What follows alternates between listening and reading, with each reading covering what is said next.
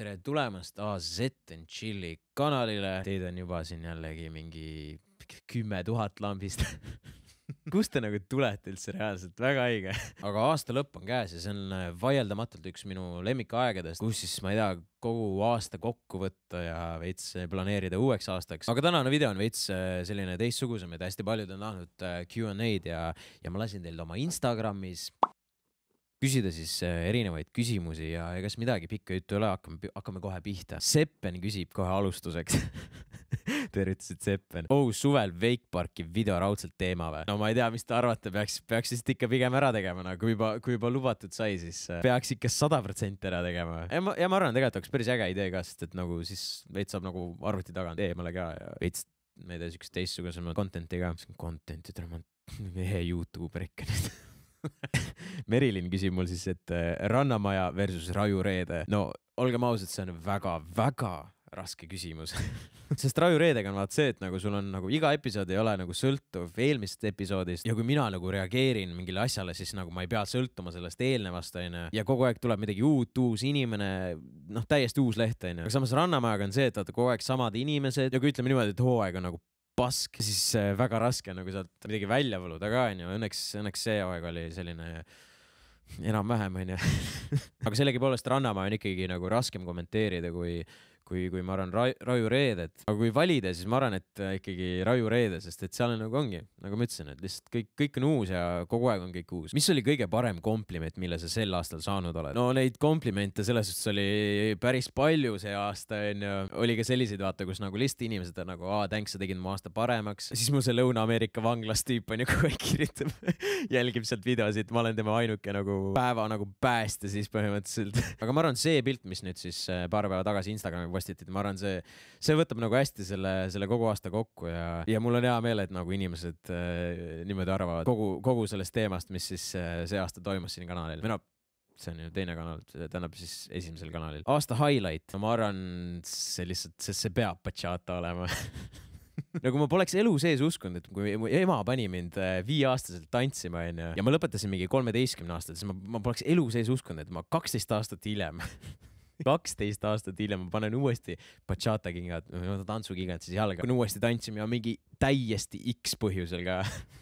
Lemmik merch drop. No merchiga üldse see, tegelikult ma tahtsin nagu ammu juba merchi teha, kuidagi, ma ei tea, ma ei julgenud või ma ei tea, mingi veider asi on sellega, et ei julgenud teha, aga see esimene oli kindlasti selline hästi põnev ja selline hästi, kuidas ma ütlen, selline ootusärevust tekitav, aga teine kindlasti oli meil rohkem nagu läbi mõeldud. Me tegime selle vaata reklaamiklipi ka sellele, mis oli päris äge ja sellega läks ka nagu ikka palju paremini ka, nii et ma arvan, see nii-öelda teise hooaja merch drop on nagu kõige lemmikum ja no tegelikult peab hakkama vaikselt juba nagu kolmandat nii-öelda hooaega siis mõtlema ja kindlasti kui teil mingid ideed on, mida siis merchile võib-olla panna, et siis andke teada. Mis on sul lemmikvideo, mille teinud oled? Need on nii palju juba, et ma pean lihtsalt järgi vaatama. Ma arvan, kui ma siit praegu vaatan, siis ma tahaks öelda, et need esimesed Raju Reede osad, et siis esimene, kus Andres oli, siis tavaline mees Maerolt ka, et need olid sellised pullid ajad, vaata. Aga no selles suhtes ikkagi iga videoga on midagi nagu ägedat tehtud ja alati nagu see kuskilt nagu vaata viib edasi, nii et ma olen nagu selles mõttes iga videoga nagu rahul, aga ma tooks välja need esimesed Raju Reede osad. Selle aasta suurim saavutus, no ma arvan pigem, et ikkagi see Eesti Laulu teema, et kuna nagu 3 lauluga ikkagi saada Eesti Laulule, no olgem ausad, ega see ei ole väga lihtne ja üldse võtta nagu projektist osa, mida ma olen nagu tatis saadik. Enne seda, kui ma isegi nagu hakkasin produma, ma tahtsin nagu sinna Eesti Laulule saada ja nüüd ma olen nagu täitsa 3 lauluga ja 3 aastat järjest. Ma arvan, ma olen selle üle väga uhke ja ma pigem ütleks, et see on selline suurim saavutus võib-olla, mis võttis selle aasta nagu hästi kokku ja võib nagu lõplikult nagu rahul olla. Kuidas Epu koolitus meeldis? No ei, Epu koolitus oli väga hea, sai ikka palju targemaks ja lihtsalt ma olin seal nii-öelda nädalavahetuseks, siis vaata oligi nagu hea täiesti vaata kõigest eemal olla ja seal asjadega tegeleda siis on ja aga ei, ma arvan kindlasti, kui ma ei tea, paaridel seal siuke veits juba asjad võib-olla mingil määral ära vajunud on või sa lihtsalt tahad natuke midagi uut kogeda, siis kindlasti nagu Epu koolitus võimaldab sul seda teha ja ma lihtsalt pean selle loo teile rääkima, mis seal juhtus. Ühesõnaga oli siis see teine päev ja siis me kõik seal mingi 12 venda istuvad, kõik me saame selle mulaaž või mis iganes, ma mäletan, mis see oli. Ühesõnaga see näeb selline välja, ja siis me kõik istume seal, mina olin reaalselt kõige noorem vend seal, kõik mehed olid selline, ma ei tea, 30 pluss kindlasti onju. Ja siis me istume, siis meil oli seal see leht onju ja me ja siis me jälgisime vaata neid steppe, mis seal oli ja tegime järgi seal kõik, seal nagu see mudimine käib onju. Ja siis vaata, me olime seal põhimõtteliselt lõpupool ja see on juba see moment, kus nii-öelda näpud lähevad sisse onju. Nii ja mina olen siis seal vaikselt niimoodi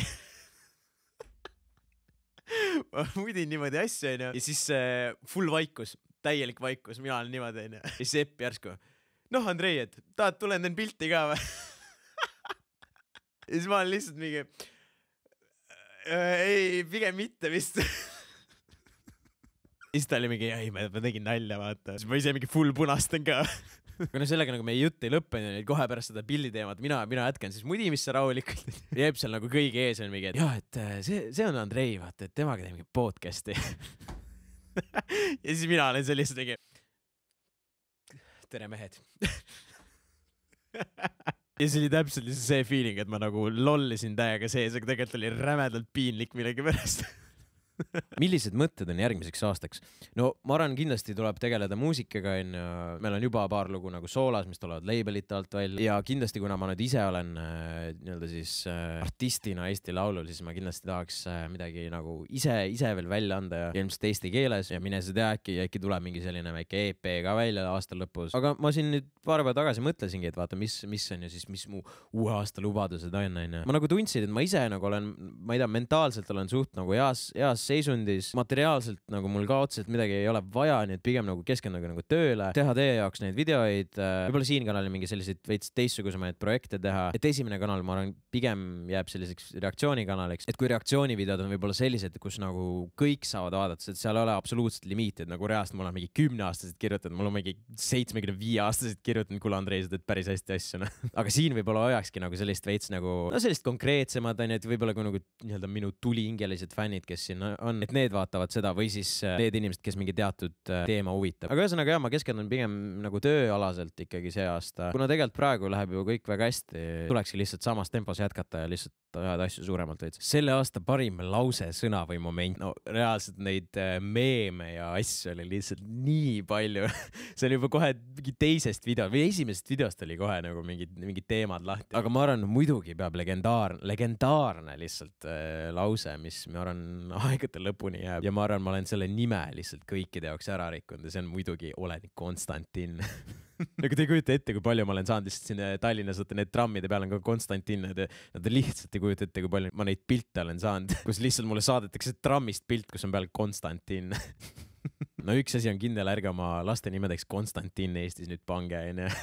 Kes on su suurim rivaal või kes on sulle Eesti Laulus suureks vastaseks? No tegelikult mulle nagu rivaalitsemine meeldib mingil määral, sest ma olen ju terve elu vaata mingi sellised mingi sporti teinud ja võistlustel käinud ja siis ma kogu aeg olen selline, et ma tahan esimene olla. Aga samas nagu aastatega on see veits kadunud ja eriti Eesti Laulul see nagu, võib-olla esimene aasta oli, tahaks täiega vaata Eurovisioonile minna. Aga nüüd on kuidagi see, et lihtsalt pigem ma olen seal nagu kogemuse pärast ja tutvuste pärast ja lihtsalt tore nagu inimesi näha. Ja alati tegelikult ju õpib midagi uut juurde sealt. Aga minu suurim rivaal, ma ei kujuta ette, Eestis on, kui YouTube'i mõttes rääkida, sest tegelikult ju nagu Eestis praegu kahjuks keegi ei tee otseselt midagi, kurat Evert, kus sa kadunud oled reaalselt, mul on, palun hinga mulle kuklasse nagu.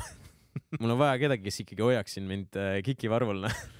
Aga ei, selles suhtes nagu rivaalitsemine on selline huvitav teema. Ja nagu praegu ma lihtsalt olengi, et pigem on nende päris rivaalidega, nagu ma olen enamasti ikkagi, nagu ma tean neid kõiki ja kõik on nagu tegelikult hästi toetavad. Aga ma arvan, kui ma oleks nagu mingi profisportlane, siis oleks ikka see rivaalitsemine, kes juke, et kuule, türa ma vihkan sinna. Kas sind on tõesti vaja piltidel pikemaks?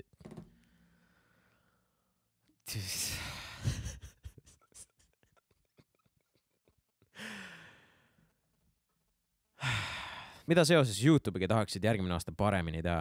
No ma ei tea, nagu ma enne ütlesin, siis võib-olla siin kanalil, ma ei tea, testida veits muid asju, aga esimesel kanalil, ma ei tea, mis reactidega veel saab nagu muud teha, et võib-olla mingid natuke rohkem mingi selliseid sketšisemaid asju teha, mis ma ei kujuta ette, nagu kõik te vingute, et ma naeran nii palju, nagu sorry, et ma reaalselt, kui sa mind päriselust tead, ma irnungi niimoodi, enne.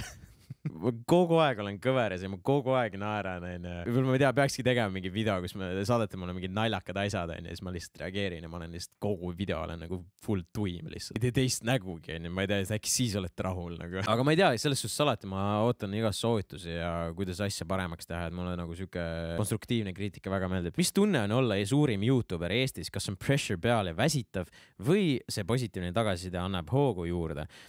Kergelt öeldes, kuidas sul läheb, Andrei?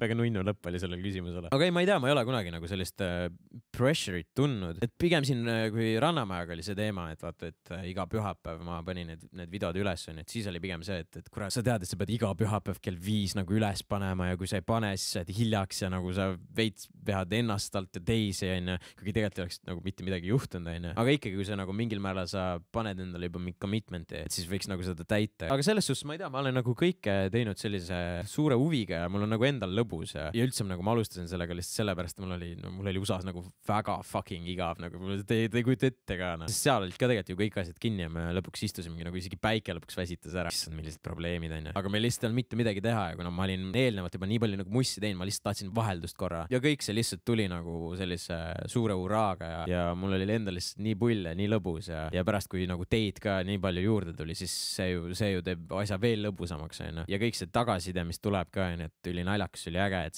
see mingil määral push ib edasi tegema kõike seda asja. Aga ma ei ütleks, et ma olen veel, ma ei tea, võib-olla kunagi tuleb, et sellises faasis, kus ma olen, et ma ei tea, mis ma nüüd oma content'iga peale hakkan ja mis nüüd nagu saab. Et seda nagu ei ole ja ma loodan, et ei tule ka. Aga praegu nagu kõik hästi ja ma paneks nagu sama hooga edasi ainult. Räägi, kas soeng üle ei ole visanud? No väga random küsimus muidugi, aitäh. aga ausalt öeldes on küll nagu ma ei tea, no mul on nagu suht sama soeng juba olnud, ma ei tea kui kaua nagu, aga mul on selles suhtes veits üle visanud, tahaks nagu midagi uut praegu. Ma ei tea, kas ma olen selline mingi värvija vend, ma ei viitsi värvida väga, onju. Pluss mu ema tapaks mu ära lihtsalt. aga mingi uut stiili või mis iganes võiks nagu proovida, palun soovitage mulle. Anu Saagim või Brigitte Susanne Hunt? No Te lihtsalt ei jäta selle teemaga rahule, ebareaalne nagu. See on asi, mis nagu aitab küll lihtsalt. Kogu aeg tuleb lihtsalt, kas te saate Brigittega läbi? Nagu, ma ei tea, see kõik on nii random lihtsalt. Ja kõik oli nagu mingi, sa panid Brigitte vaata videosse, et sul ei ole pohhu ei vaata nagu. Me kirjutasime selle loo siis, kui see bachata oli veel teemas, et see, kui see nagu actually aktuaalne oli. Aga ei, ma ei tea, ma selles suhtes Anu on come on, kui Anu ütleb õhtu otse eetris, et ta lihtsalt tõmbab pikali ennast ja ootab mind, kuidas mulle saab nagu Anu mitte meeldida. Eks ta Anu on jah selline hästi controversial inimene, aga ma tean, minuga on chill olnud ja lihtsalt kas ma nõustun tema mingite asjadega, mis ta on öelnud, kindlasti mitte, aga minul on pigem see põhimõte, et kui nagu inimene on, ma ei tea, minuga chill ja nagu mingil määral nagu toetav, siis mul ei ole mitte midagi halba öelda, mitte kunagi. Ja samas Brigitte ise ka, nii palju kui ma viimasel ajal olen vaatanud, siis nagu mingi Sky Intekas oli ka vist just hiljuti, kus Brigitte siis veits rääkis natuke pikemalt endast seal blablabla. Et seal ta jättis nagu sellise veits nagu isegi sümpaatse mulje, kus ta nagu rääkis päris asjalikku juttu, lihtsalt see minu arust intervjueerija oli selline väga veider ja nagu mulle meeldis see, et kuidas Brigitte seal mingi selle intervjueerija mingi 5 korda nagu väga viisakalt perse saatis. Ma tahaks ka sinna eetika kursusele minna, kus niimoodi õpetatakse, kuidas inimesed viisakalt perse saata. Aga kui vastata reaalselt küsimusele, siis järgmine küsimus. Millise video tegemine sind häiris või võttis liiga palju vaeva? No ma arvan, et Rannamaja videod kindlasti, no reaalselt nad olid, kujutage ette lihtsalt 8 nädalat ja muidugi, Andrei, sa ise valisid endale selle, aga 8 nädalat järjest, iga pühapäev sa pead vaatama Rannamaja, kõikides saadetes üldse võime Rannamaja. Ja see on mingi 45 minutit ka, sa pead sellele nagu reactima 45 minutit. Ja siis istud maha, sa ekspordid kõik need asjad endale arvutis ja siis lihtsalt hakka seda igat klippi nagu eraldi veel nagu montima ja läbi vaatama, eks lõpuks ma nagu vaatasin seda Rannamaja, no nii palju lihtsalt. Siis ma viimases videos vist nagu olin, päriselt ma olin täiesti done, nagu kui see läbi sai, ma olin jumal tänatud. Ja võib-olla sellepärast mulle meeldib ka Raju Reedit ka nagu rohkem teha, sest nagu see on palju lühem. Mis su body count? Alla 10.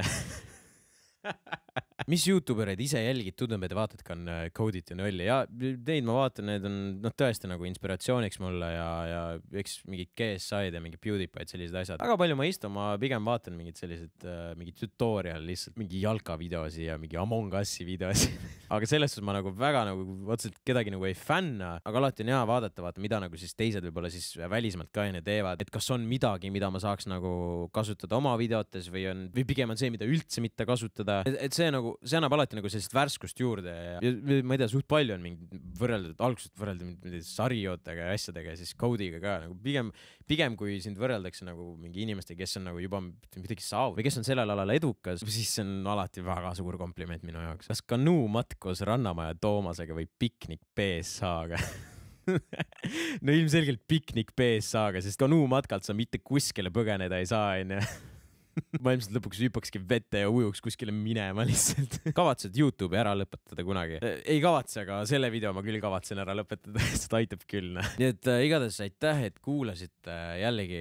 Ma juba muidugi oma esimesel kanalile need tänud tegin ära, aga veel kord aitäh kõikidele, kes see aasta toetasid ja ma loodan, et järg aasta tuleb veel suurem ja veel kõvema minekuga. Nii et soovin teile kõike head ja paremat uueks aastaks. Olge tublid. Tšau, paka.